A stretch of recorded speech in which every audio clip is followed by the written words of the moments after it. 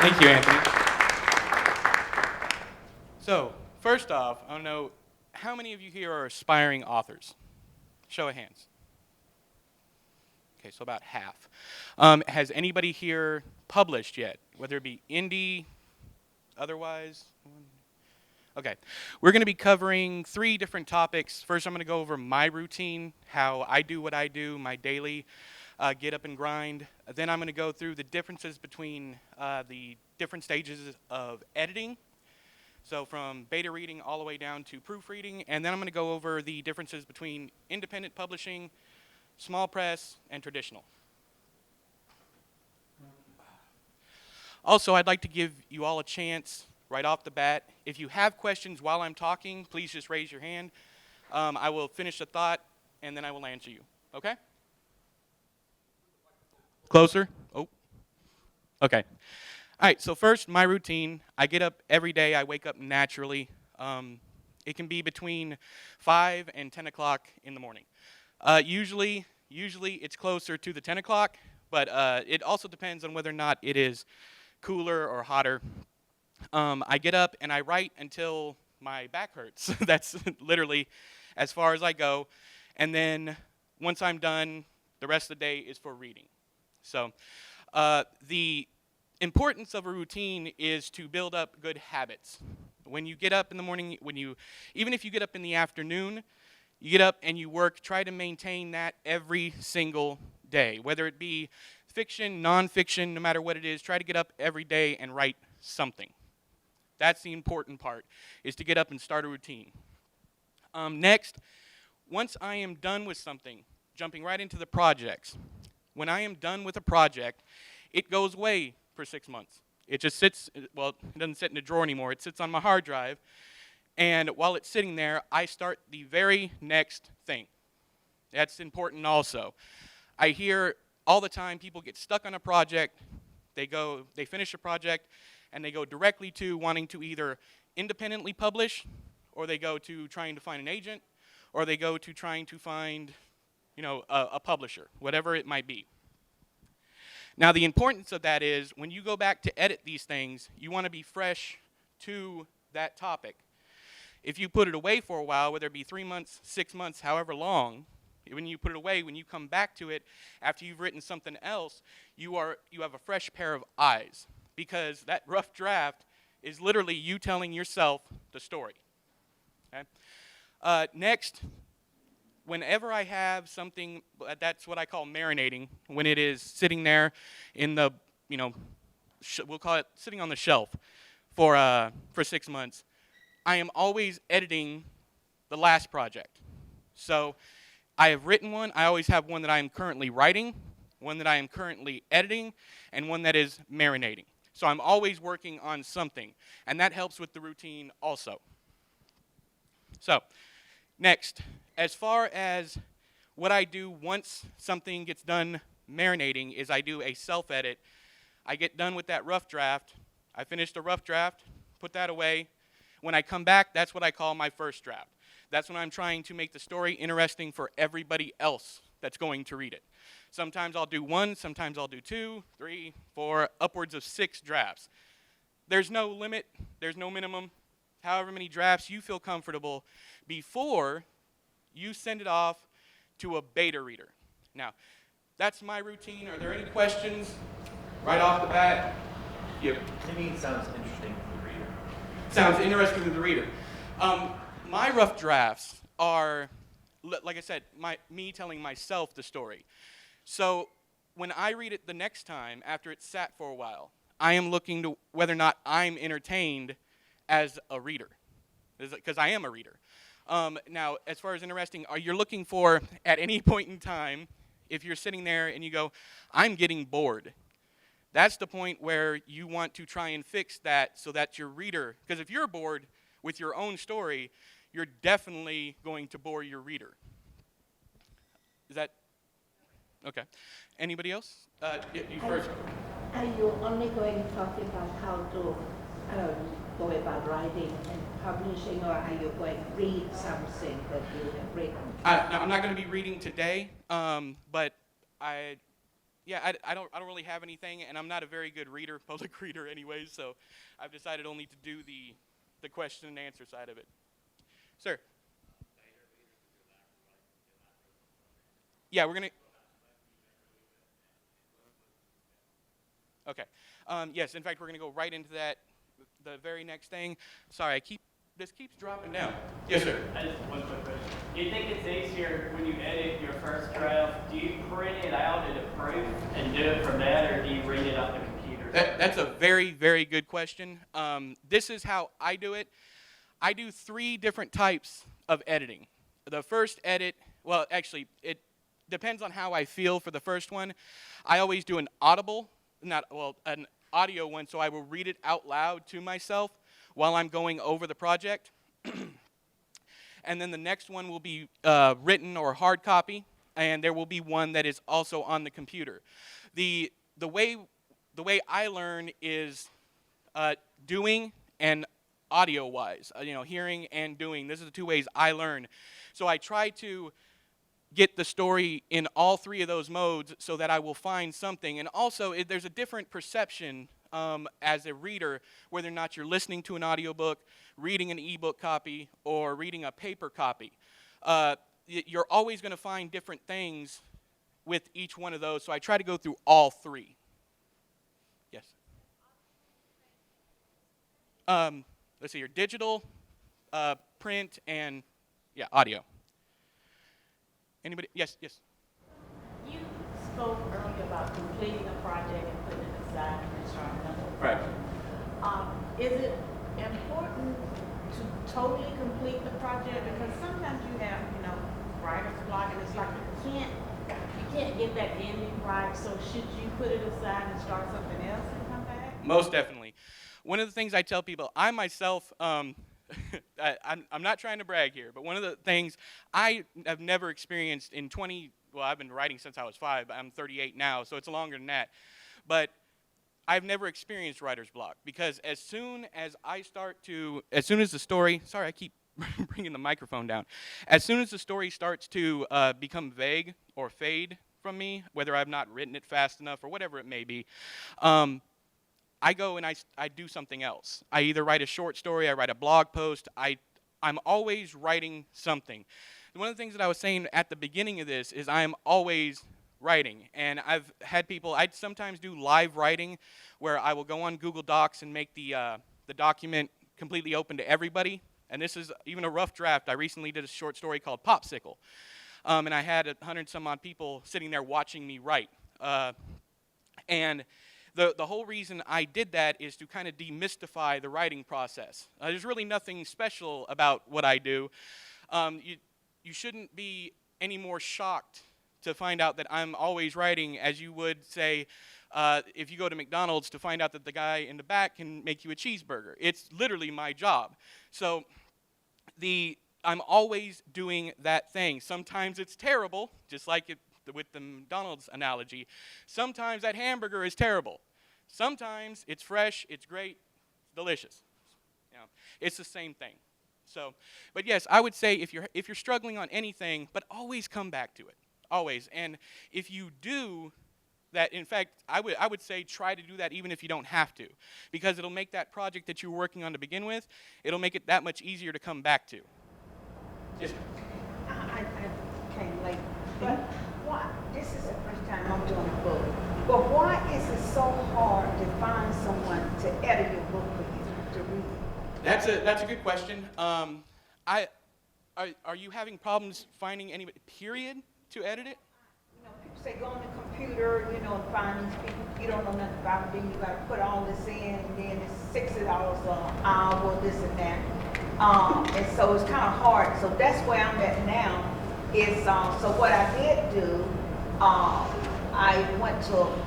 called college, Mm-hmm. and someone that majored in English that, in the senior year, that's who I'm having now to try to read it and edit it. Okay. But they are busy, and I'm finding. Are you paying them?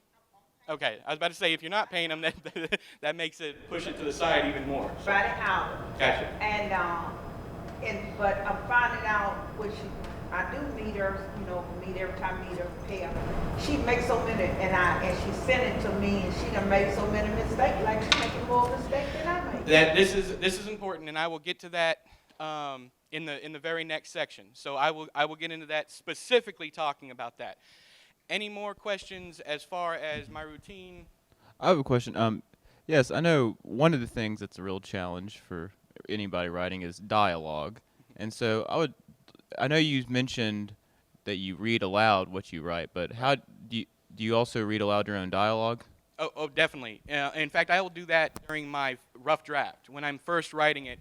In fact, dialogue is the one thing that I rarely have to change between drafts. If anything, it's something that I will only change because either I got information wrong or a story point has changed. But that's the best way to write good dialogue, is to speak your dialogue while you're writing, whether it be rough draft, whatever draft it may be. Because if you're stumbling on words, if you're stumbling on the way something is written, especially also in narrative, this goes for narrative and not only dialogue, but dialogue you want to read out loud to make sure that it sounds natural. Does it sound like the person that you hear in your head?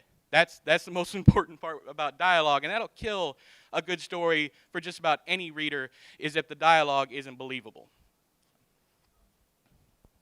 Also, if you have a question, I have a mic so I can bring it to you. There you go. So you can be heard clear. Oh, okay. I can also repeat the questions as they're going That'll be through. good too as well. I think that'll be better also. Are we good for my routine? I'm going to go into yes, please. Do I have a word count? Not anymore. I used to. I injured myself back in 2005. I hurt my back, and I've been unable to sit for more than maybe an hour and a half at a time since then. So nowadays, no. But back before 2005, it was a hard 2,000 words. I'd go in there, and I wasn't leaving until I got done with that 2,000 words. And that's a good goal for anybody. But don't push yourself, don't stress yourself over that 2,000 words or whatever your goal is. Nothing hurts raw narrative. Nothing hurts it more than you trying to force it. If the words are not coming, stop. That's the best advice I have for you. If they're not coming, stop. Now, of course, what did I say earlier? Always be writing something. It does not have to be the project that you're working on. You can go write a long blog post, short blog post, whatever. You can even go and just talk to people on Twitter. As long as in your mind you have locked down that this is my writing time, this is my work time, and anything I do, because the physical act of writing is just important as the actual writing itself. Megan? Yes. I'm no good with technology. I'm just not. So I write everything out first longhand. Yes. And I find the kinesthetic writing helps my brain to bring the words in. That's okay. Oh, definitely. Then let's get to the typing. And I'm screaming all the time because I can't type. Right. But I have found I have a tip for that's you the way for that. I can write. And some people won't write because they think they should stay in front of the computer and do it. Nothing comes to my brain when I just sit there like that. I understand. all right? Nothing's. Yes, that's definitely all right. In fact, that's a great piece of advice for anybody who is stuck on a project. If you are stuck at the computer and there's nothing scarier than a blank page. If you haven't written anything and you're starting a new project, nothing scarier than that blank page. First off, don't be so afraid of it, because my first pages never stay the same, ever. So that first page, if it's a rough draft, just forget about it. Write whatever comes to mind, and the point of it is to start writing, to get to writing, and then you can fix anything. This is all practice until you publish. This whole job is all practice until you publish. Now, as far as the different ways of writing, whether it be longhand or whether it be typing on a computer or a typewriter, you also have dictation. So if you have a problem with writing, or if you have a disability where you can't write, there's a software called Dragon. There's also, I use Dragon, by the way. It's not a sponsor, but I use Dragon software, which is a dictation program that will type out anything that you say. So sometimes I never type out anything. I will write longhand, and then, yes, I do. I'll write longhand, and then I'll dictate it to my computer, and I've never actually typed out anything. It's called Dragon Speech. I'm not sure. It's by Nuance Software. But if you type in Dragon Dictation, it should come up. But a free version of that literally is Google. I'm trying to think. Google Docs. But if you have an Android phone, you can hit the microphone on the keyboard and just dictate. And it'll do period and question mark, but I don't think it does things like M dashes or colon or some of the lesser used punctuation. So, but yes, that's a big one. If you're having problems, but another thing I was saying, if you get stuck on a project, try to change the tactile experience, the experience of that. If you're stuck with your typing, then stop typing and go write longhand. If you're stuck that way, then get a tape recorder and go record yourself. Just changing the experience of writing can push through a block also. Okay? I have a question. When it comes to writing, as well, I know you've been writing for a while now, but how much do your influences still play on the actual day-to-day writing? That's a good question, just because my influences just keep changing. The more I read, Haruki Murakami once said, if you always read the same thing, you're always going to write the same thing. So the more you branch out, one thing I don't read, and no offense to anybody who does, but romance. I don't read romance at all. There's no romance in my books. I might talk about love, but I don't. I specifically stay away from like the courting aspect of it or the dating aspect of it. It's just something that doesn't interest me.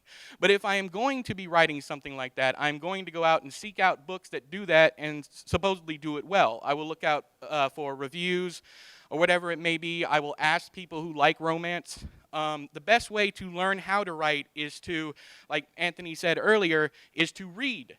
It's also helps a lot with breaking through problems. How many times have you been reading a book and you said, I don't know how these characters are going to get out of this mess, only for the author to have figured out a way? So that's the best way. That's the best tools you have as a writer, is to also be an avid reader. Yeah, go ahead. Yes. Authors tell struggling authors to get someone in their genre. Like a mentor? Yes. How do you do that? I mean, these people don't want to give you their time. It's both easier and harder to find that in the age of social media. I am completely I can be offensive on Twitter, but if you'd like to follow me on Twitter, I'm always there for you. I also have a YouTube channel that is not offensive, so if you would like to ask questions there, I'm available all the time. All the time. I will answer any questions that you have, ma'am. I promise you. You can even just say, I'm the lady from the event in Hoover, okay? And I'll help you out. What I can't do is I can't read your stuff. I can help with everything else, but I can't read your stuff. The reason for that, it's legal purposes. Anybody can say that I stole their story. So, and then I have that to deal with, and I'm just not going to deal with that. So, but anything else, I'm always available. On Twitter, I am at Edward Lorn. My name, EdwardLorn, at Edward Lorn. And on YouTube, it's youtube.com/Edward Lorn. I also have cards. If anybody wants a card, I'll pass out cards at the end also. I pause for a second. My recording needs to be restarted. Good? Okay. Anything else as far as routine before we get into the editing side of things? Yes? Where do you, or what kind of environment do you write in? Like some people write in a coffee shop and have ambient noise. Right. Others, I read, need to be in a quiet, secluded room with no noise, no distraction. This is something that's going to be subjective. This is whatever is comfortable. I can't say it. Anyways, whatever is best for you. With me, I actually have a office that is not attached to my house. So I will go out and sit alone. I will have music playing. I'm one of those people that can write with music that has lyrics. Some people can't. Some people, it has to be either soundtracks or classical music that doesn't have any lyrics or singing. I can write no matter what, because once I get started, it doesn't stop. It just, and that's why I emphasize the point so much. Get started. Shut up, sit down, and start writing. You hear all the time, if you're on, especially on social media these days, people say it. They make jokes. The most that they write is on social media. They're busy playing around. I'm not that type of person. When I'm out there to work, I am out there to work, and there is no other issues. Unless there's an emergency with my family, I'm not bothered. Anybody else for routine? Can I ask Yeah. Does research play a big part at all in your work, or? Not in rough drafts. I literally have no interruptions when I'm writing that rough draft. I don't search anything, and this can be a problem, I will warn you, because if my plot point depends on, and I still don't let it stop me, if my plot point depends on a bit of something that I have to research, and I find out that after I'm done with that story or book or whatever, if I found out that that's in error, then yeah, I have to go back and fix those things. But I never do it while I'm writing. That rough draft.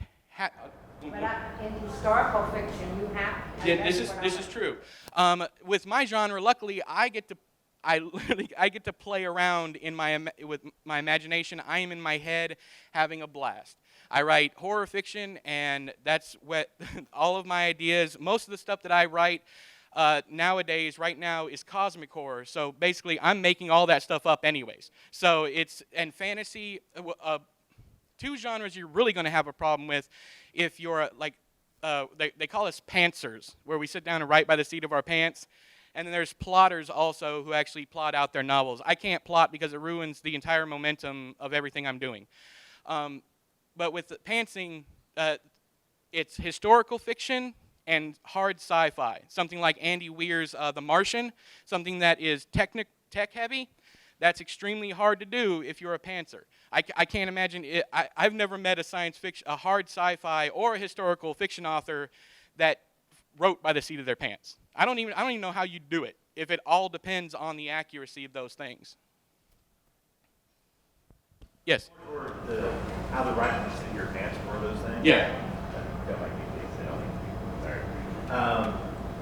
It's trying to, if you have this character that you're passionate about, you have more of a shotgun going forward, and then you might kind of go back and feel out what you like about the character. Yes. Go and say, okay, they did this, but do I want to have them interact with someone? Do I want to have them do this? It's kind of like you shoot as much as you can with that one character. Yes. It's like, add more things. Exactly. That's exactly it. Going back to what I said at the beginning, with rough drafts, you're telling yourself the story. That's the importance of things like that if you're a pantser. In fact, I've heard it said that only pantsers write rough drafts, plotters write first drafts. So, because you're not telling the rough draft for a plotter would be the brainstorming and everything and plotting out of the novel.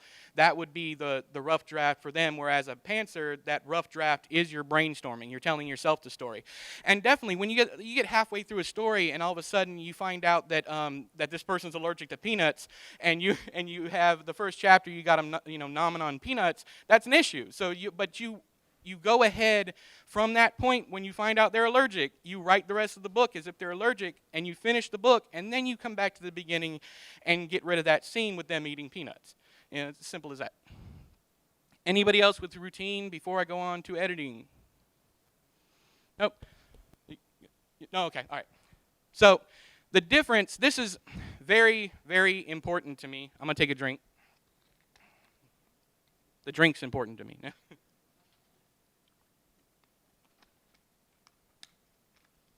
Now, I have a lot of friends in the editing business. A lot of the people I work with and interact with on a daily basis are editors. Now, beta readers are not editors. Beta readers are not editors.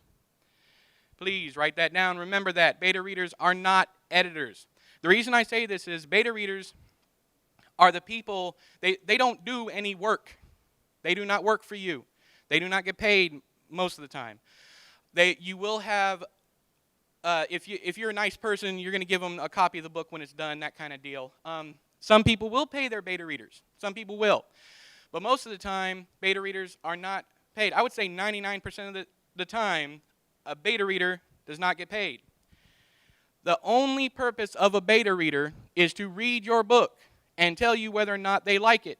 If they find any problems with plot or any of that stuff, they're not going to edit the actual book itself. Okay? They're not going to make any changes to the book itself. In fact, they probably won't even give you any advice on what they'd like to see.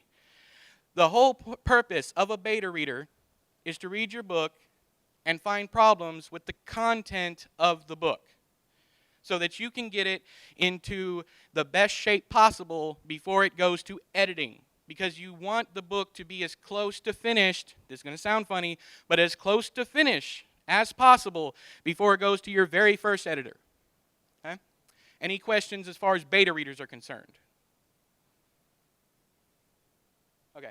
How you find beta readers, if you're a new author, it's going to be tough, but I would use social media to find a beta reader. If you don't have friends that like to read. If you do have friends that like to read, you know what, but I warn against that, against friends, because you want them to be brutally honest with you. You know, you don't want to give it to your mother. Hi, Mom. You don't want to give it to your mom and have her go, "Oh, honey, it's so good." No, you don't want that. You want problems. In fact, when my beta readers tell me that a book is perfect, I don't use them ever again because that's not their purpose. Their purpose is to tell me what is wrong with something. It is not. So I strongly advise, especially if you're an author who has published before and have stuff out there, don't use your fans. Don't use your fans. You want people, yes? Specific. He wants to know if there's a specific website. No, unfortunately, there is not. But what I would do is I would not troll, but go through like Twitter or Instagram, or find readers that read your genre. In fact, if you can find people who don't read your genre, who are willing to read your genre, that's even better. You want a completely objective opinion. In fact, I try to find people who hate my work to beta read for me. I will go on and I will email people if I get a stunning 1-star review that is, that's very critical. I will email that person. I don't respond to reviews. We might get to that later, but I will contact that person and say, "I really loved your review. It was critical, honest, whatever. Would you mind reading my next one, because I think you can help me to make it the best it can possibly be." You always want to be polite, of course, but that's the way I found them. I have a very grassroots approach to many things. So it's all about going and finding people in the area that you know that you are comfortable with, finding those people in whatever area it is that you are regularly, at like social media. If you're on Twitter mostly, go to Twitter and say, "Hey, I got a book about such and such," very loose, synopsis, blur, whatever. Say, "Hey, would any of you like to read it?" And I try to stay away from, friends and fans, the two people that I would stay away from the most. Not everybody is going to respond kindly to you approaching them. I'll tell you that now. Some people are going to not respond to you at all. Some people are going to call you rude even if you're nice. So I would take care in that aspect. Anything? Social media hashtags. Yeah. What do you use? I would actually go search for hashtag beta readers. I would literally put whatever you're searching for, or I would search for that thing. Either way. Yes, sir. As far as a beta reader, what do you deliver to them to read? You're talking about the format? How do I send it, or? Yeah, what do you send them? I either send them it's all digital at this point in time, so I either send them a Word document, or I send them a Mobi copy, a Mobi file, or a EPUB file of the rough version. And at the very first page of that is going to be, "This is an unfinished, uncorrected proof, not for sale." So you want to make people aware that, it stays between you and them. I have a question. So you said that you like harsh criticism for your benefit. I love it. Well, I know that's one thing. I think everybody can say that it's a hard thing for people to deal with when they're writing, even when it's good advice. So is that something that you've always just had a knack for, or is it something you had to learn through? That's a little bit of a personal side to me because I'm a big guy. I've been big my entire life. I've been bullied my entire life. So what other people think about me doesn't really affect me any. I've blocked that side off. But yes, criticism is hard to take, no matter who you are. I find criticism only hard to take when it is someone that's close to me. So, like my wife or my mother or, a friend that I care deeply about. That's why I try not to use my friends as beta readers also, because I don't want them to think, less of me kind of deal. So I try to find strangers, because a stranger's opinion of me is not going to hurt my feelings. They might, even no matter how harsh it is, they're also not attacking you as a person. That's a huge thing you have to realize in this business. If you're just starting out, or if you've been in it for a while, it's extremely easy to take this stuff personally, because these are your babies, these are your stories or whatever. I don't think you should look at it that way, but some of you will. These are just stories. Do not take offense to people who do not like them. Do not take it personally. Okay? I'm sure, in fact, the best advice I ever received that I'm going to pass along to you guys is, if you ever receive a negative review and it crushes you, I want you to go out and find your favorite book on Amazon, and I want you to read the 1-star reviews of that book. Okay? Nobody likes everything, and you are not going to please everybody. That's just a fact. Okay? Before we go on... No? Okay, sorry. This is not a question, just a statement. I'm really interested in how you market, so I hope we have time to get to that. I'm gonna try. Once again, I'll just go ahead and knock this part out for me. There's a business called BookBub, and that is the best place right now, as of right now, the past 5 years, in fact, bookbub.com. It's a paid advertisement service for book sales. So you put your book on sale. Well, no, sorry. You contact them. They tell you if they have a slot. You pay for that slot, and then you put your book on sale during the time that they can post on their site. It's the absolute best thing you can do.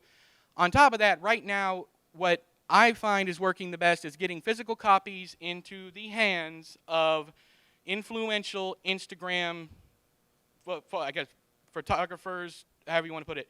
People that love books and take really pretty pictures of your book, of books, period. You want to get it into their hands. And also, of course, you're going to want to find reviewers that like your genre, and you're going to want to query them and ask them if they're taking reviews. If you can't find on their site whether or not they're open for review, okay, for review requests. Do not harass anybody. Please don't harass. These are people just like you. Don't email them and say, here's my book, and then in 2 hours email them.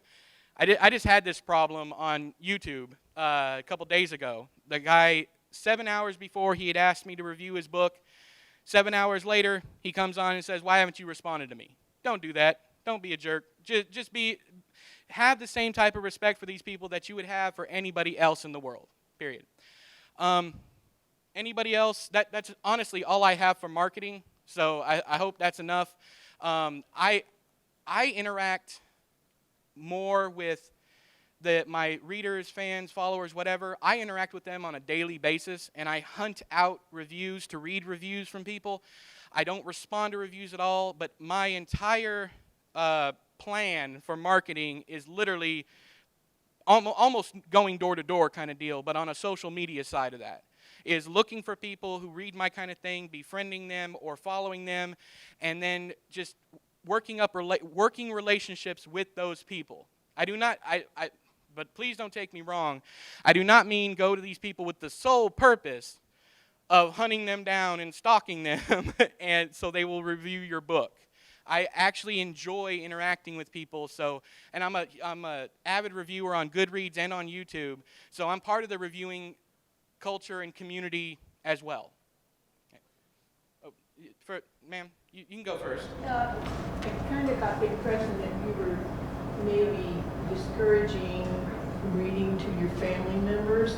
I have a very critical family. No, that's fine. So What I'm saying is, what I wanted to ask Oh, is, sorry. if you know that, wouldn't that be a good input from family? definitely, if you have a family member who when you give them something to read and they're like, hey, here is a list of problems for you, that's great. If you have something in home that you can work off like that, that's terrific.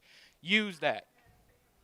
They're hypercritical, and Yeah. so when I like when you said to read it audibly, Mm-hmm. so Yes. I've done that.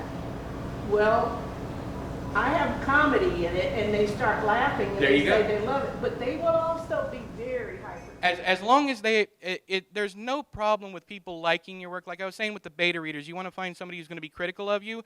There's no problem with them saying, "Hey, I like this." But if they send the book back to you and there's like the whole thing is just epic, it's a masterpiece, and it's your rough or your first draft. No, you got to find someone else because nothing's perfect. Not even like the sixth draft of anything is going to be perfect. I understand exactly what you're saying. I don't want nobody to read my book and lie to me that don't want to hurt my feelings. That doesn't And help if I anybody. had to let this book went on without doing what I'm doing now, listen to somebody else with those mistakes that they're finding, my book would not be sold. Right, exactly. So I want all the criticism that I can get, because criticism make you better. You're absolutely right. Bub, B-U-B, like Bubba, but without the other B-A. Yeah, bookbub.com. Yes, ma'am. The only thing is, I wrote a first book that I thought was good, Don't we all? and my sons tell me it's no good because the genre is not popular now. Oh, never. I'm sorry to say this about your sons, but don't listen to them. I'm not. Here's the thing. They wouldn't even hardly read. I said, you didn't get into it. It's really good. Well, but I have a book my son wrote, and I did all the editing for him. I can imagine. I can imagine. My piece of advice for anybody who's going to write, never let anybody tell you what to write or not write. Write what you enjoy, because that passion that you have for that subject is going to carry over to somebody. Remember, even serial killers have fans. Right? Remember that. Even they get fan mail. So, but that's another thing, going back to negative reviews. Just real quick before we get on with the other editing stuff. With negative reviews, like I said, you're not going to please everybody all the time. I have fans who will come to me and say, your last 3 books were great, but this one is terrible. And I'm like, oh, that's fine. Usually I know when those fans aren't going to like something too. But if I am always writing stuff that everybody likes, I'm doing something wrong. I'm not growing as an author. The way I feel, I have a book series that I'm on the final book of right now. It is done. It's ready to go to publishing. Well, actually, no, it's with the proofreaders right now. But that book, every single book in that series, what I'm getting at, is completely different from the last one. It's not like a James Patterson type thriller where every single book is formulaic. Every single one of those books in that series tackles a completely different subject. Some of them are written in completely different styles. Hopefully my voice still remains the same. But I'm a strong supporter of growth. So anytime that you are challenged, you're doing something right. And if you are always making the same people happy over and over and over again, you're not growing. You're not changing. Any other questions before I move on? Okay. You're good? Okay. All right. So next up, content editing. Content editing. Now, whereas beta readers worked on content, they don't get paid. Okay? Once again, beta readers are not editors. Once again, content editing is the first step of paid editing. What these people do is they go into your book and they tear it apart and tell you if something needs to change, if something needs to go here, if something but I would warn against, and this is where I'm going to get into stuff that she was bringing up about how to tell your editor whether or not you have a good editor, that kind of deal. First off, all editors should give you a sample edit. If they're not giving you a sample edit, you got a problem. Never pay anybody without a sample edit. Every single professional editor I know that does good work does a sample edit. So you're going to want to get a sample edit from them, and usually it's free. I wouldn't pay for it. I mean, it's like the first maybe page or 5 pages. Sometimes they do words, the first 2,000 words or whatever. Content editing, they're not going to do anything with the words. What they're going to do is this part right here needs to come before this part. Your twist ending doesn't work because this, so on and so forth. They are going to take the actual structure of the story, not the writing, the story, and they're going to tell you whether or not it's good. Okay? Running directly from that into line editing. So you have content editing. After that, once the book is in the structure that you want it, you're going to go to line editing. Line editing is about clarity. That's the only thing. That's the same thing having to do with grammar and punctuation. Why do we use grammar and punctuation? To make sure that what you are saying is as clear as possible. Is it a question? Do you need a question mark? Do you need a period? Is it a question or is it not? It's as simple as that. So line editing is going to actually change what is written, whether or not you have the right order of words, whether or not you have passive voice, whether or not you have, actually passive voice would be more content editing. But line editing would be errors, like vague antecedents, that kind of thing. Or dangling participles, those wonderful, entertaining things. Now, after you're done with the editing process, no, first off, any questions as far as content and line editing are concerned? Anybody? Yes, sorry. So do you just normally just look online for people Yes. to? Okay. What I would do is the best Google searches I've done is freelance editing service. Then quotation marks around those when you do your Google search. Freelance editing services. Oh, yeah. Depending on the, and this is going to go against something that the person who was editing your book was charging, I would not go with anybody who charges by the hour, period, at all, because you don't know what kind of work they're doing in that hour, okay? And sometimes, I hate to say don't trust them, but the best way to do it is by the word. And usually right now the going rate for editing is between let's see here, so 0.5 cent a word and 2 cents a word. 2 cents a word, you better be getting solid gold editing. That's expensive. I've seen some places charge 3 to 5 cents a word, and that's ridiculous. I can give you, I think one of the best, there's 2 editors right now that are working that are, they're as close to perfect as I can imagine, and that's joyofediting.com and Red Adept. Yeah, Joy of Editing. You're going to talk to Cassie Cox, CASSIE-COX. And then also Red Adept. Let's see here. I think you have to actually go to Red Adept Publishing for them. I used to publish with them, and they used to be editors. I no longer work with them, but they are terrific. Yeah, RED, Adept, ADEPT, yeah, publishing.com. And they have, when you go there, there should be a tab that has editing services. I said, it's very important that you get a sample. Very important that you get a sample edit. Now, some of them only do like the first 2 or 3 paragraphs, but I highly recommend you get someone who does a sample edit. And with that sample edit, you're going to want to look for whether or not they know what they're talking about. You're going to want to double check them against the Chicago Manual of Style or even just online writer resources. You're going to want to research to make sure that they're not telling you something that is wrong. Never believe anybody. This is just good life advice. Never believe anybody on face value.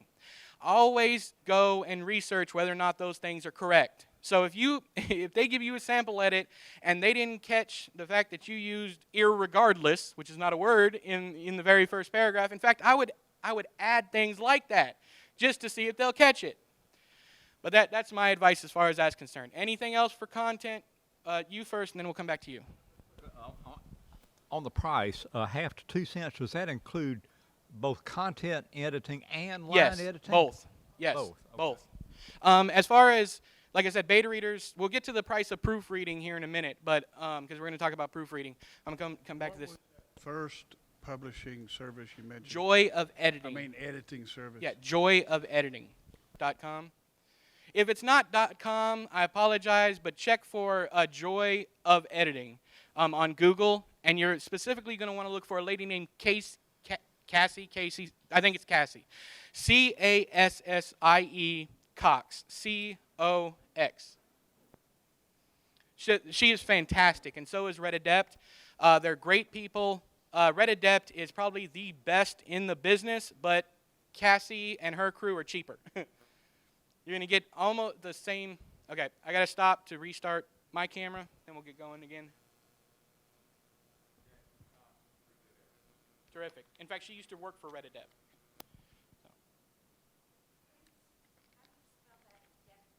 Adept is A-D-E-P-T.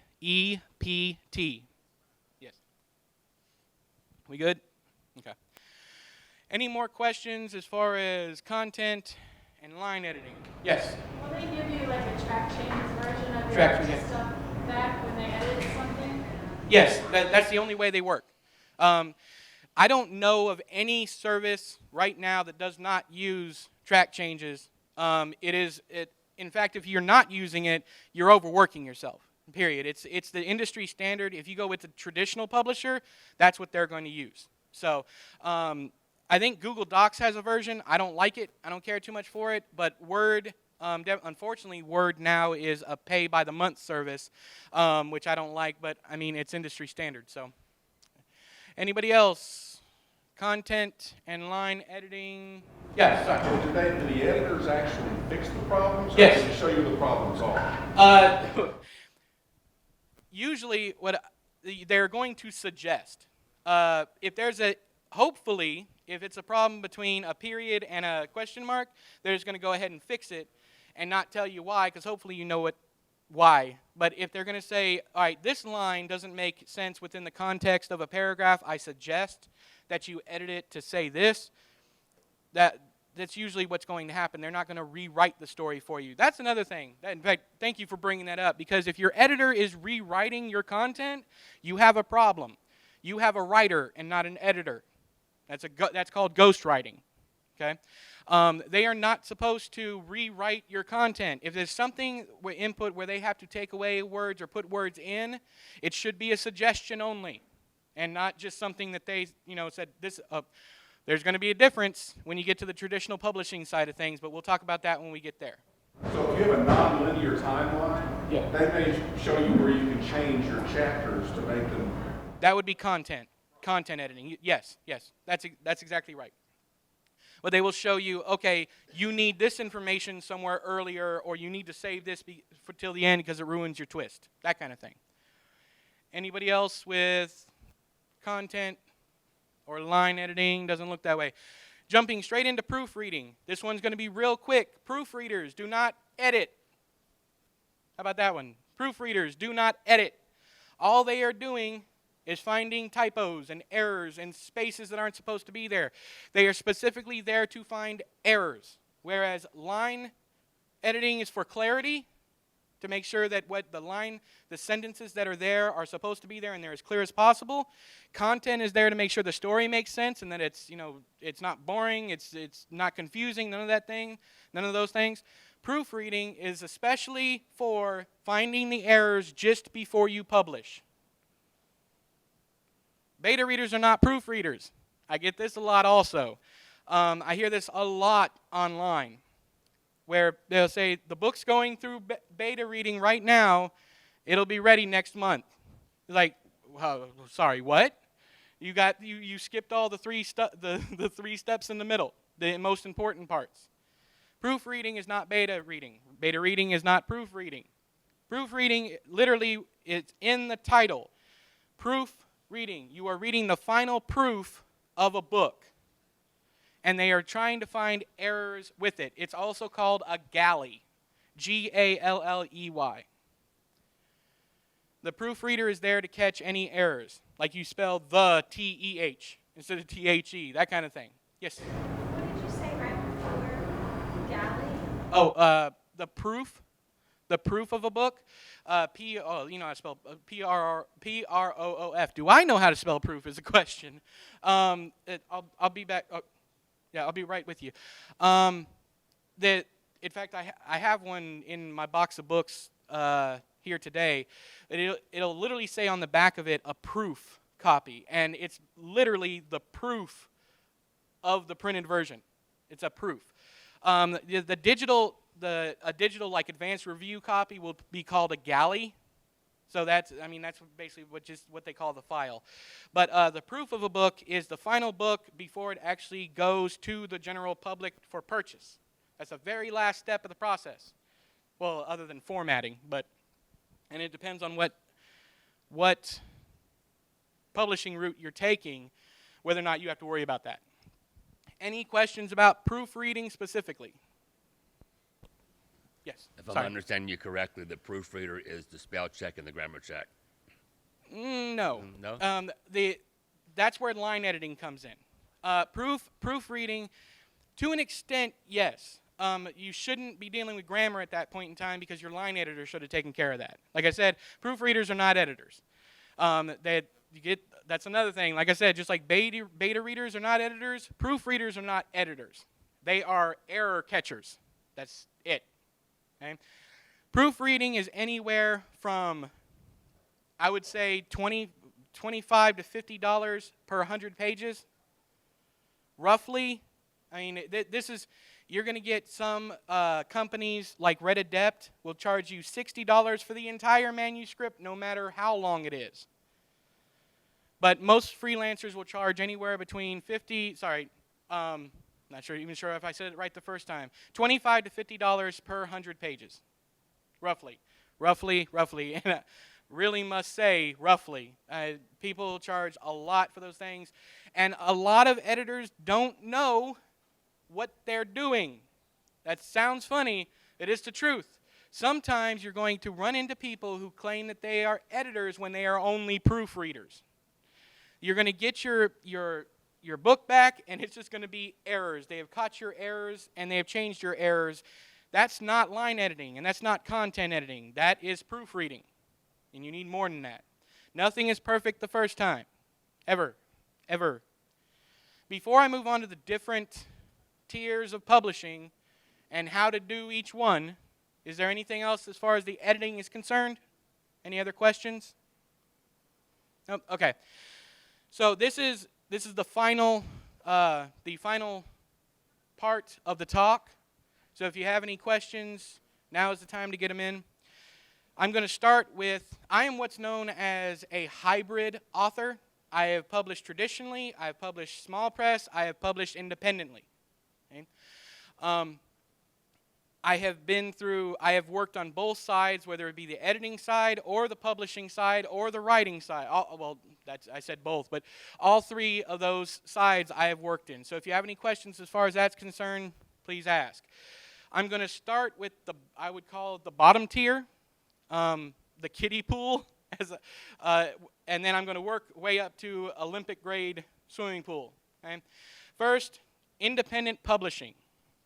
You do everything yourself. If you have any other assistance other than editing, if you have any other assistance, you are a small press. If you hire anybody else to help you other than editing, you are a small press. Now, like if you have any money coming in from friends and family or whatever, and it's not all you, independent literally means you do it by yourself. You do everything by yourself. You can hire freelancers to edit your book, and I suggest every single one of you do. If you have not gone through those 4 stages. Some people skip beta reading, and that's fine. You can just pay a content editor. I prefer to have the book as close to done as possible before I go and pay someone to work on it. And that's the whole point of beta reading. Now, independent publishing, there's really one giant in the industry, and that's Amazon. We all know Amazon.com. The publishing platform with Amazon is called KDP, Kindle Direct Publishing. Now, I would say the best reason to publish independently would be profit. You are going to make anywhere from 30 to 70% of the profit for your book. You have two choices on Amazon, and even if you go, I'm not too familiar with Barnes & Noble, Nook, and all that, but if you go KDP or Kindle Direct Publishing, you have a choice between anything that if you sell your book between 99 cents and $2.99, in between that, $2.98 I should say, because after you go $2.99 you can do 70%. Anything between 99 cents and $2.98 is 30% profit. So you make 30% of whatever you sell. If you go over to $2.99, anything from $2.99 to, I think their cap is like $1 million. Nobody's selling books for $1 million, but if you have that, then you make 70% of your profits. And that's really, I think, in my opinion, that's really the only reason to go with independent. I say that as an independent publisher. Now, the cons to going with independent publishing is you have to do everything yourself. So that can be a pro for some of you, but I warn against the freedom that you have with KDP or any independent publishing. There's no gatekeeper to keep you from screwing up. Right? If you accidentally upload the rough draft of your novel instead of the final proofed and edited copy, there's nobody to stop you. There's no checks and balances whatsoever. It's a very bad one, but they do have a spell checker. If you upload it and you spell something wrong, it might catch it. I have put stuff in a book and uploaded it just to see if it would catch it, and it missed, I would say, roughly 80% of the errors that was in it. I don't know why it's so bad, but their spell check, grammar check actually there is no grammar check, it's spell check, is even worse than Words. And Words is pretty much bottom of the barrel. Now, yes, go ahead. What is the difference in the Kindle Direct Publishing and Create Space? There's none anymore. As of October, as of this month, it's interesting you bring it up because as of this month, there is no more Create Space. Create Space has merged. Before, what it was the print side of Kindle Direct Publishing. If you wanted to publish a print book before last year, because Amazon, there was a bit in the middle where Amazon was, trying to remember to keep this up. There was a bit in the middle where Amazon was doing print books, but it was still through Create Space. But you could do it all on the one website. Whereas Create Space, you could go over there and you could do a paperback on its own. You can sell it through Amazon. But it was literally the print side of KDP. That was the only difference. I think as far as I know, they have moved everything over. In fact, if you publish with them in the next month or so, there's huge delays going on right now. In fact, I almost had problem getting books for the signing after today, because some of them are saying that it would take upwards of December before they could get books to me. Luckily, I got some for today, but now Create Space is going away. There will be no more Create Space. Years ago, they merged, and you would be able to sell your books from Create Space through Amazon. And now they're going away completely, and it's all KDP. But you can also publish through Nook and Kobo and Smashwords. I don't like Smashwords at all. Smashwords is a confusing mess. That's my opinion, of course. I'm not saying that's objective, but your files. Since 2011, I haven't been able to format to where they would accept something. So Smashwords, I don't use Smashwords at all, but I am now exclusively Amazon. Everything I publish is through Amazon because it's something I was going to get to later, but I'm going to go ahead and get it out now. If you don't sign up for KDP Select, your books are hard to find. And what KDP Select is, you give Amazon the choice to let readers read your book without paying for the book through a subscription service like Netflix, but for reading, called Kindle Unlimited. You get paid for whatever pages they read, the reader reads, but it's piddly squat. And it's something like 0.0002 cents a word. So we're not even talking 2 cents a word. We're talking that there's 3 zeros before that 2 hits. So you make very, very little, but you do get paid. Now, if you choose to opt out of that, my sales were almost completely cut off. My books were super hard to find.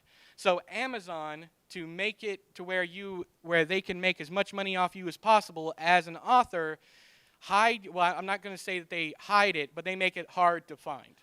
Your books don't pop up as much as they might in ads, that kind of thing. So I suggest that you are also giving exclusivity to Amazon when you do this. So you can't publish with iTunes or iBooks. You can't publish at Barnes & Noble, Nook. You can publish with Audible, but only because Amazon Amazon owns Audible. Okay. Any questions as far as any of that's concerned? Yeah. Book Baby?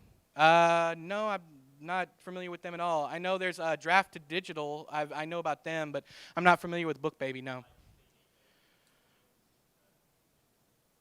It sounds like it might be it sounds like another vanity press. That's when. Yeah. Okay. Yeah. Now, mind you, CreateSpace and Amazon are vanity presses also. I'm not saying anything against vanity presses. And all vanity press is, basically that's what you're publishing through when you're an independent, is a vanity press. Okay? It used to be looked down on by anybody in small press or traditional publishing. And when I say traditional publishing, I'm talking about places like HarperCollins, Simon & Schuster, Random House, any of those places that you find when you walk into Walmart. Those are the books that are up there. It is one of 5 publishing houses. They're called the Big 5. It used to be the Big 6. Now they're down to the Big 5. They're also called legacy publishers. And those are the publishers. I'll get to more on that in just a second. Well, one thing I wanted to bring up, because I recently spoke to an author that dealt with them. You really want to look out for places called Author House, authorhouse.com, and publishamerica.com. It might be .org for either one of these, but either one of these places, they will send you a check for $1, and they own the rights to your work. And they call themselves a publisher because they gave you that $1 advance. Your book will be $30, no matter, that's the base run. Okay, your book will be $30. Nobody's going to buy your book for $30 except for friends or family. They make it extremely expensive so they can make as much money off of every single copy of the book as possible. And they call themselves a publisher, but they're really just a vanity press. Basically, they're a scam. So stay away from those two places. Any place that is going to offer you an advance of $1 cannot be taken seriously. That's absolute. Yeah, that's the absolute minimum they have to give you to call themselves a publisher, is $1. Yes. I published a short story on KDP a couple years ago, but the problem I found was that I needed to publish a cover for it, or a book cover. Is there a service for that? Yeah, I'm not an artist. I have a couple that I actually do all of my own book covers. If you guys hang around for the book signing, I'm not trying to get you to buy anything. It'd be nice if you would, but I do all my own book covers. I don't suggest it, just like I don't suggest you edit your own. But I've been told I have an eye for it, so I mean, you guys can decide when you see my books. But there's the company that I used before that was Streetlight Graphics. all one word, .com. They're extremely good. There's also Elder Lemon Designs, ELDERLEMON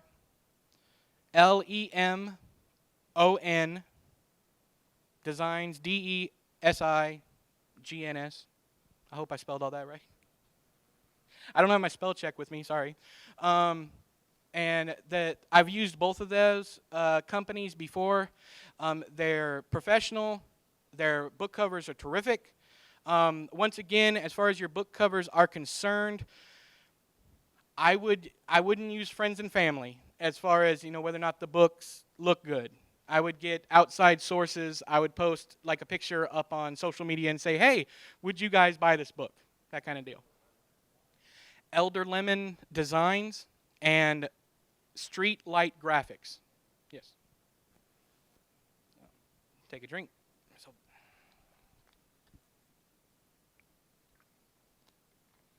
I'm glad you brought that up because I wasn't going to cover that. As far as KDP is concerned, they do have templates. Not really templates. They do have cover design. And the thing about that is it's just basic template that you put a title on and it has a byline. CreateSpace used to have a thing where they had publishing services where they made your cover and things like that. Any huge company like that, don't let them do it. They're going to charge you $1,000 and you're going to get the most basic cover you've ever seen in your life. I suggest hiring a freelance like Streetlight Graphics or Elder Lemon. Elder Lemon is more the dark side of things, horror, sci-fi. I don't know that he does fantasy, but Streetlight Graphics does everything across the board. They do horror, fantasy, sci-fi, romance, contemporary, literary fiction. They do everything. But if you're specifically looking for genre fiction, I would say go with Elder Lemon. How important is it that the cover of the book is relevant to the content of the book? Is it really important, or can it be kind of like?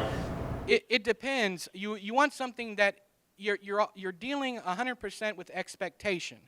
If you have a story, if you have a book that has a barn on it and a boy and a dog, there better be a barn and a boy and a dog in the story.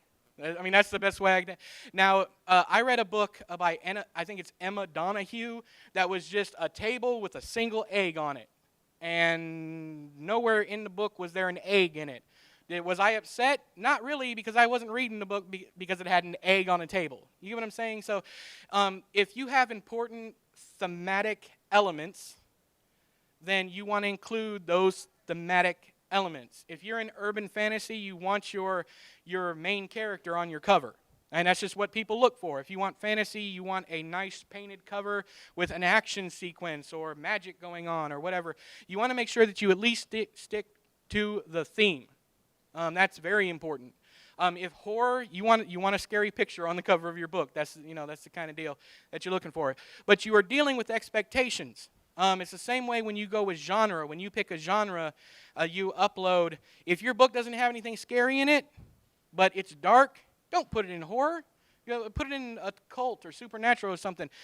Or put it in general fiction. But you really want to. One of the main things you're going to fight with, as far between writer and reader, is expectations. One of my biggest disappointments this past year was Final Girls by, I can't remember the guy, Riley Sager, I think is the name. I thought that it was a literary slasher film. That's what I thought. Turns out that it had nothing to do with that. Anybody, I don't know if everybody knows this or not, but a final girl is the last person to survive in like a Friday the 13th type movie kind of deal. So that gave me the expectation that I was going to be reading a literary slasher novel. What I got was a domestic thriller, which didn't make any sense to me whatsoever why they would do that. But you're fighting the fight of expectation. So you want to make sure that either the theme, your characters, or there's an object or something from your book on the cover. Okay? Can we hear about some indie presses and the other publishing? Yeah. Right. Small press publishing is anybody who is not a legacy press. Anybody who is not the big five. Right off the top of my head, there's as far as horror is concerned, Well, Red Adept is another one. The editor that I told you guys about, that company, they also publish. One thing about them is if you approach them to publish your book, they will not edit your book. If they edit your book, they will not publish your book. They believe that there's a conflict of interest there, and I agree with them. Okay? If you're picked up by them as a publisher, then they will offer all of that stuff for free. Cover, editing services, all that for free. If you pay them, then they won't offer you that. Okay, so there's two different sides there, and I agree with them. It's a conflict of interest. It doesn't sound good to say, hey, we'll edit your book and get in there and read the book and go, well, or vice versa here, to get in there to say, hey, I'm submitting my book to you to publish it, and then go, we won't publish it, but we'll pay you to we'll let you pay us to edit it. You get what I'm saying? That sounds fishy. Any publisher that makes you pay for editing or cover design is not a publisher. Okay? Your publisher is investing in you as an author and will pay for everything except for maybe public appearances, that kind of thing. If they require you to make public appearances, they need to be paying you. So anything that is required to publish, if your publisher makes you pay for any of that, they're not a publisher. As you're talking about a publisher, the word agent came to mind. Agent, yes. So, what's the difference? The difference there, we're going to get to that. Well, I might as well go ahead and move on from that. Any questions as far as small press is concerned? Small press is just literally what it's called. You have a small house, a group of people, or maybe sometimes even one person who owns a publishing company. They do not publish their own books. They publish other people's books. That'd be a small press. They're filling in the spot between the gatekeepers. There is no gatekeepers for independent publishing. There are gatekeepers for legacy houses. Those gatekeepers are your agents. What you're going to hear is unsolicited material. That's a big thing. If you ever go to query a publisher, any of the big five or legacy presses are going to require that you have an agent. The purpose of the agent is to negotiate contracts and to make sure that you are not basically it's kind of like a slush pile kind of deal also, because they are making sure that your book is at least readable before they move on. Because this person who has gone to school for, law school for whatever, contracts, whatever, they have faith in your work and are willing to help you find a publisher. And that's where that's where you're going to run into, unsolicited or solicited material. If they do not take unsolicited material, that means that you have to have an agent. And once again, the best way to find an agent is to just go onto Google and start hunting one. Wait, time to change over the thing again. Okay. Yes. Does it ever come about that maybe an agent scouts? An agent scouts for people? Definitely. I've been contacted by publishers before. I've been invited to submit, so definitely.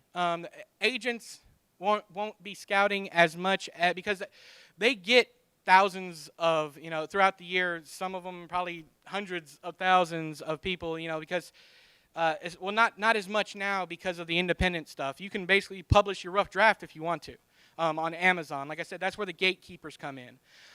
You have the acquisition. You have to deal with acquisition editors, that kind of thing. Agents have acquisition editors, and then you have the publishers have acquisition editors. And these are people, their only job is to pick whether or not that company is going to publish your book. That's all an acquisition editor is. They're paid to acquire people. So yes, they do scouting. I would not depend on it though. I was in the business for 5 years before I got my first invite. The same with short stories and short story anthologies. It is more likely that you will have to submit than it is that somebody's going to invite you. As far as legacy, one more thing I want to cover that's important that I wanted to go over is the difference between rights, your own rights as an author to your work as far as these publishing companies or independent or small press, any of this is concerned. The higher up the tier you go, from independent would be bottom of the barrel, all the way to legacy publishing, the more rights you are going to lose. The more that the less say you will have in what your book ends up being.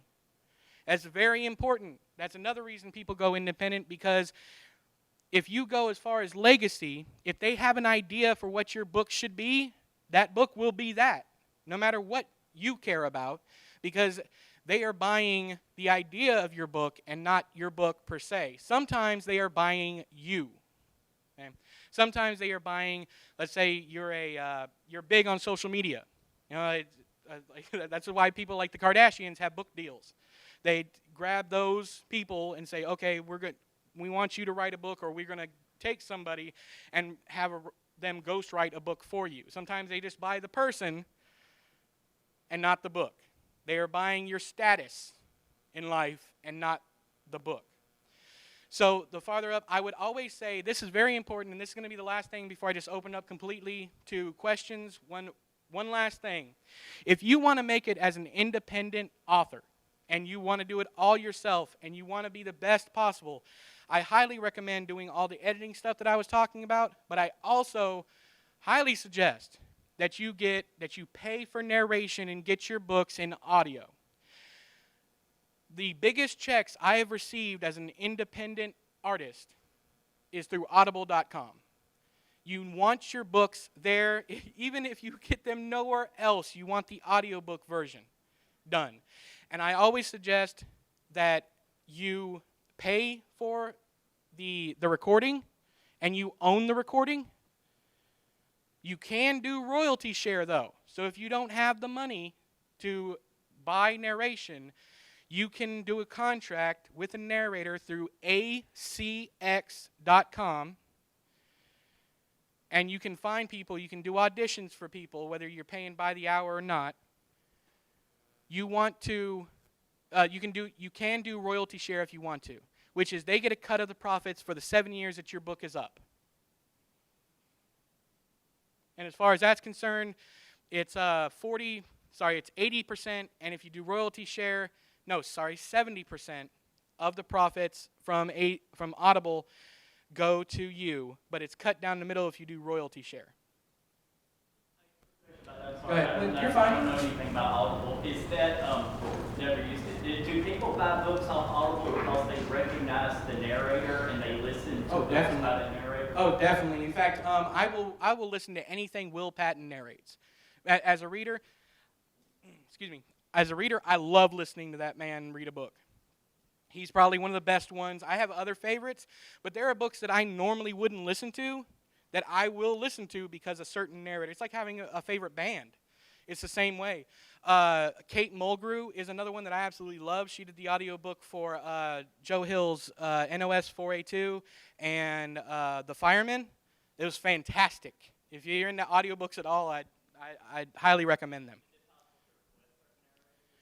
Oh, you can request them. Yeah, probably not. When you get to the point of, let's say if you're looking for like a Will Patton or a Kate Mulgrew, those kind of people, you literally have to go through like the Screen Actors Guild to get those type of people. So. What did you say now that was audio what? Audible.com, but no, that's not where you're going to go to upload or do it. It's acx.com. And it's super, super simple to get somebody. Yes, it's for the audiobooks. And they publish to iTunes. Just 1 second. They publish to iTunes. I'm not sure where all, but they do Apple, and they do audible.com, and I think that's it. Yes? Do you do both the book and the audio at the same time, or do you want them to go together? All right, her question is, do I do the audiobook and the print, like the print and the ebook all at the same time? With ACX, you have to have at least an ebook out before you can even publish on their site. Okay?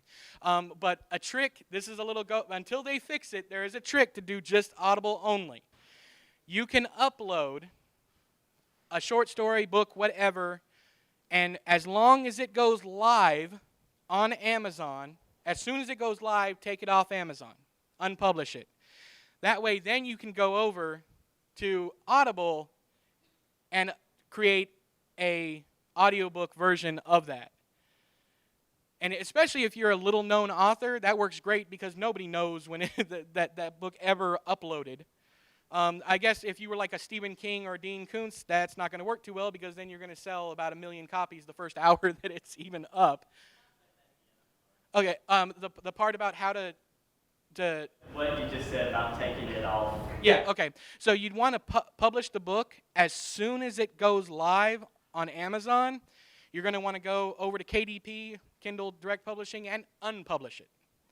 And that way, you can go over to ACX, which is Audible's author side.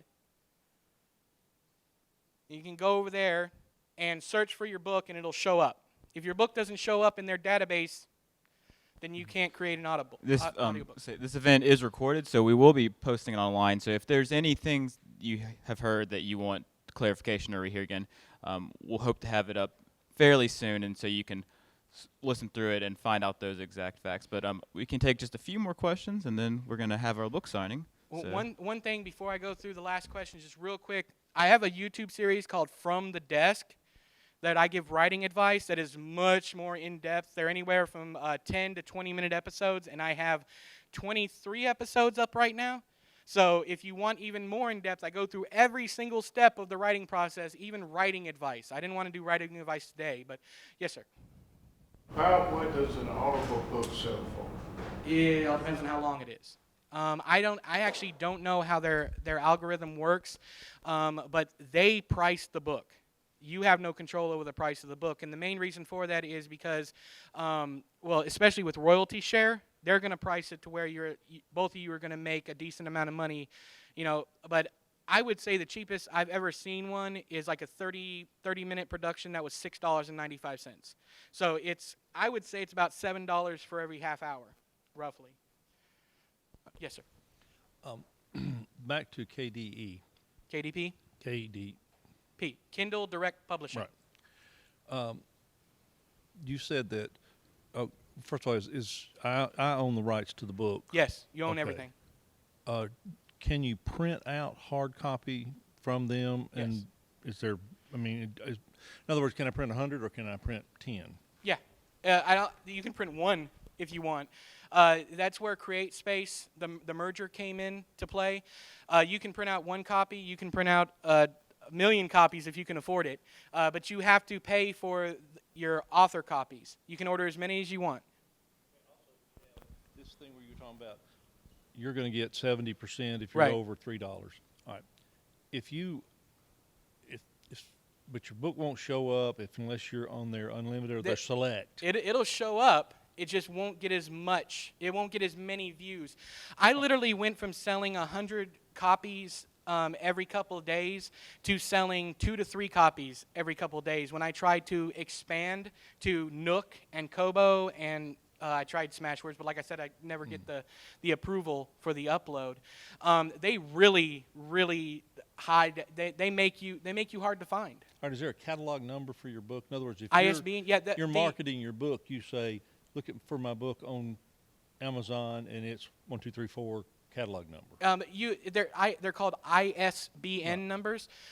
They are given to you free, but you can buy your own. When you go to upload your book, they will ask you whether or not you have one or if you want to create a new one. Now, once you create one, you're stuck with that ISBN for that book, for that formatting, forever.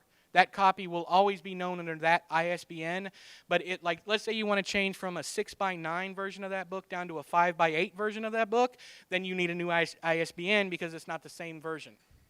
Okay, well, how big is this Netflix thing you're talking about where people unlimited? Oh, it's huge. I think. In other words, people can read your book without paying you for it. Right. Is that something But that's you still get paid. expanding? Oh yeah. When I first signed up for it, the minute that it was available, I signed up for it. So I've been since day one, ground zero, I was there. It went from a $9 million collective fund, because you get paid depending on how many people sign up for the service. Okay?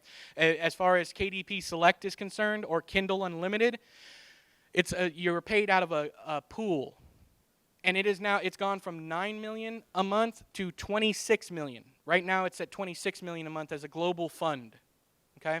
And you are paid out of that fund. So you say it's worth it to be in Select? It's worth it just for the visibility. Because if you're not in Select, I don't know what it is. Nobody knows how Amazon works, but you are definitely seen much, much less. I mean, it was a drastic hit. It's the worst thing I've ever done was opting out. After being in there before and seeing how well I sold, and then opting out, I took a massive hit that month. I want to thank everybody for all your questions that you've asked. As Edward said earlier, he is on social media. He's on Twitter, YouTube, and he's very fast with responding. So if you have questions, you can ask him on there. Like he does live videos. You just he also will respond I do live streams also. to questions. So if you have something that he said today that you want to follow up on, you can ask him there. And you can also talk to him right over here because we have his desk table right over here where he is going to be selling books. I want to remind you again that you can find him on YouTube, Edward Lorn, and on Twitter, Edward Lorn. He keeps it simple. Yep. I'm Edward Lorn everywhere. Instagram, Twitter, YouTube, and even my website is edwardlorn.com. And that way you can follow him and keep an eye out for his latest novel, which will be coming out January 1st, which is titled Everything is Horrible Now. So find out why everything is horrible now. Yes. Find out why January 1st. Yeah, and so I want to thank Edward for coming. Thanks for having me. Yeah, you guys are great. Thank you.